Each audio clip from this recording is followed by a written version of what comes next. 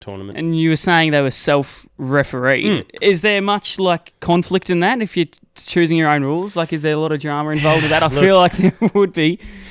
Yeah, Ultimate Frisbee relies on the spirit of the game, which is the best, in my opinion, the best and the worst part of Ultimate Frisbee. Yes. It weeds out a lot of nasty characters because people don't want to play with you if you're not going to play fairly, if you're not going to do the team thing, or if you're going to make poor calls on the field. But at the same time... so that's the best. That's the best. That's the best part of it. The worst part of it is that at times people can make calls to benefit themselves.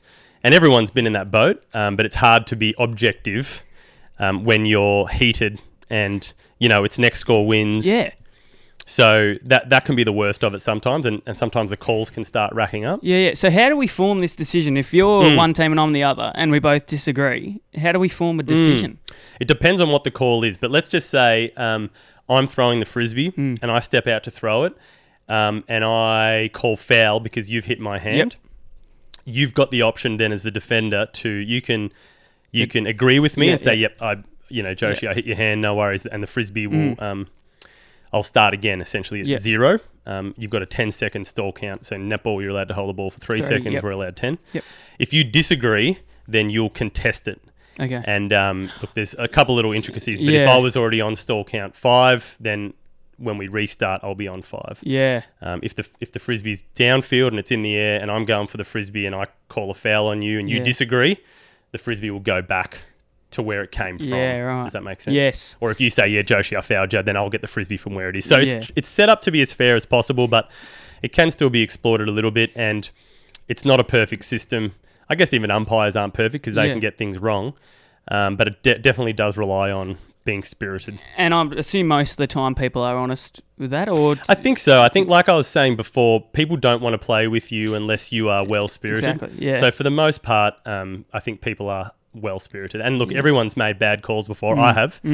And, I don't do it deliberately, but sometimes you can make bad calls and you just got to reflect on it and go, all right, I need to be better next time. Yeah, just say you do disagree and it was blatantly they fouled you and I say, no, I didn't. Does that mean for like the rest of the game there's a bit of conflict between the two? There can be. Has there been blow-ups in Frisbee? Oh, definitely. Can you talk us through them? There was a big blow-up.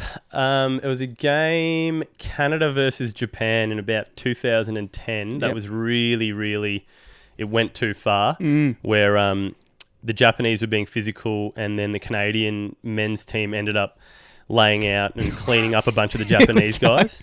And without red cards and people being sent off, they kind of got away with it a little bit. Wow. So that's got a bad name. The Aussie men's team had a big, under-24 team had a big blow-up against Germany in about 2010 or 12-ish.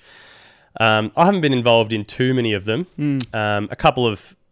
heated conversations. Yeah. And a little bit of smack talk and all that kind of stuff's encouraged. All the sledging. That stuff's, all good and fun. But different people have different thresholds, I guess. And does it leave a bad rep on a team, or do you most people just get over it, or?